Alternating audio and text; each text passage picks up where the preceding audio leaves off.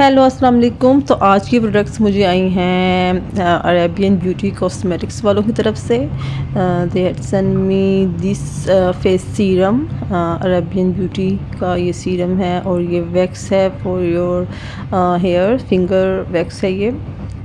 So this one is skin polish from Arabian Beauty and this one is foot and hand scrub, right? And let's see, this one is Arabian beauty face wash and this one is Ubtan.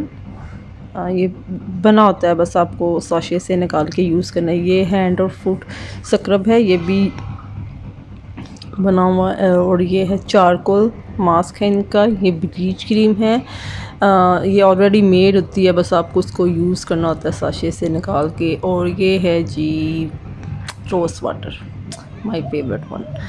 So thank you Arabian Beauty for sending me all of these on my way. Thank you so much. Bye.